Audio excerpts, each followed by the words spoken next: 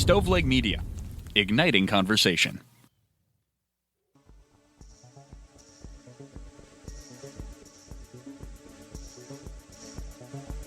Welcome to True Crime to Go. What can I get for you?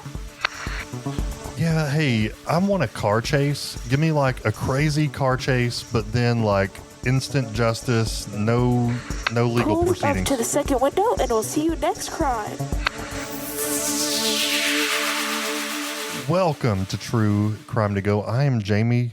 Nope. Wow. I am John here with Jamie. I got flustered because she didn't let me finish my order. I mean, how rude. She's been that rude for a long time. At this point, you just gotta lean into it, man. That's your daughter. Kids are awful. Legitimately love her. There's no chance she listens to this show. She's my second daughter. This is True Crime to Go, and this is your second True Crime to Go in a row that happened live on TV. I'm still can't get over the fact that I called myself Jamie. So I am John. I know my own name. What a day.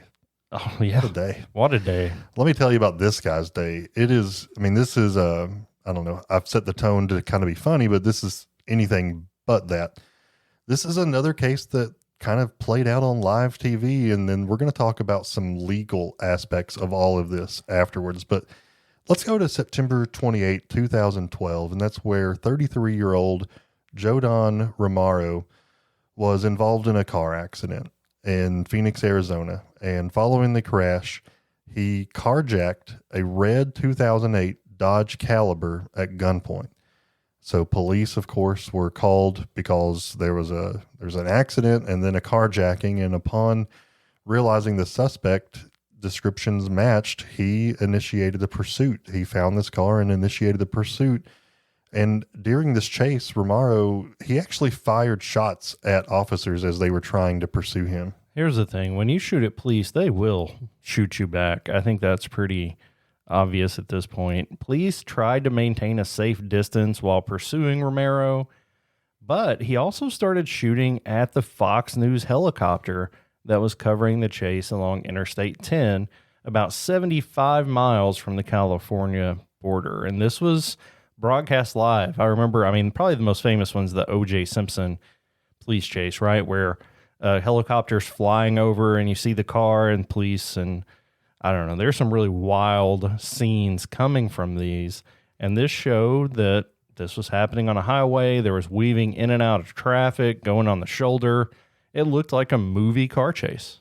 Yeah, it was wild. Real quick though, like the helicopter did not leave the scene. Like he was locked in on this car and did not even veer off when the guy started shooting at him. He had a pistol, which is a handgun. Your aim with a handgun at over, 30 feet is not going to be very accurate. So shooting at a helicopter, you're probably not going to hit it, but still there is a chance. And I can't believe the helicopter stayed in the area, but I guess the chances are so slim, right? I don't know. But do you really spend time thinking about that if you're in the moment? I think you're just like, no, I'm here. He's not going to get me off this story. Yeah, you got to get the shot. Yeah. Well, the pursuit ended when Romero exited the vehicle. He drove off the road, drove into the middle of a grassy field, way out of the way. But then this turned tragic. So they thought that the carjacking victim was still in the car. So when they saw Romero get out of his car with the pistol, they were thinking that they were about to see a murder. But what happened was he actually got out of the car and he shot himself in the head. Now, Fox News should have had a 5-second delay on their live feed where they could have saw what was about to happen and pull the feed, because again, this is going out live on Fox News, all over the area.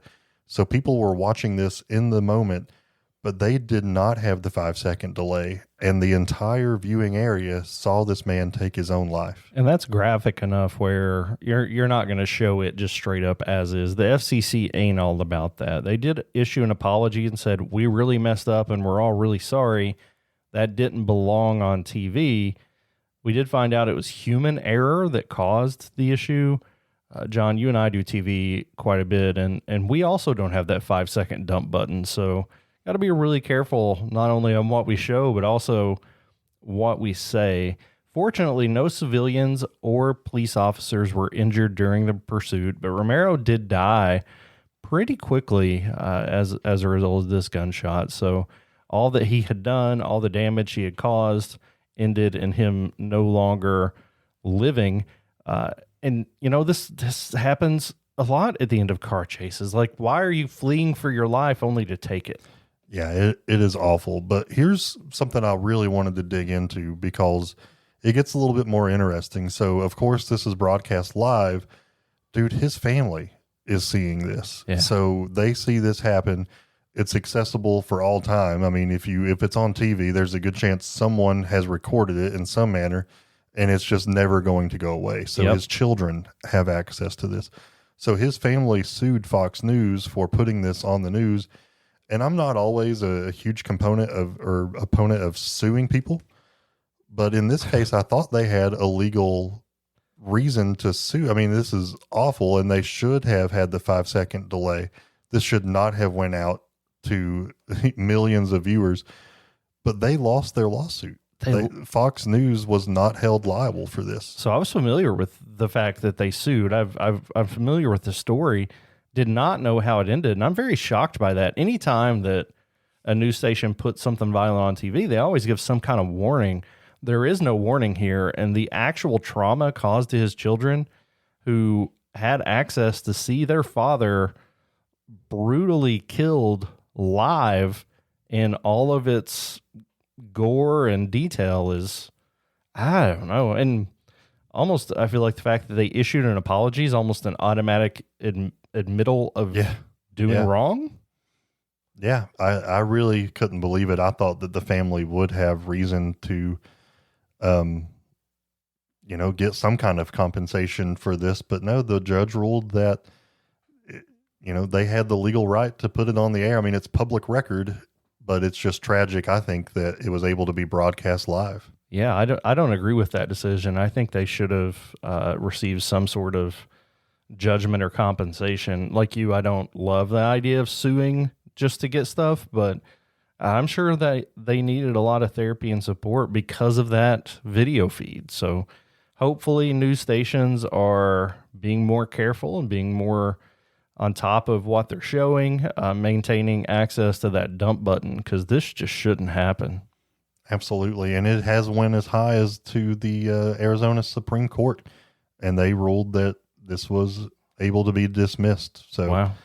Yeah, man, I just thought that was a little wild, and I guess is a good reminder that I don't know the law as good as I thought I did, right? As well as I thought I did. Even after doing this for so long, I mean, you don't even know your own name, but I'm having a rough time. A crime story in 10 minutes or less. Would you like crime with that?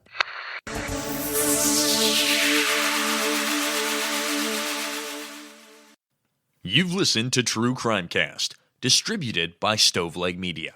Check out stoveleg.com to find out more about your hosts and to find other podcasts to listen to. Stoveleg Media, igniting conversation.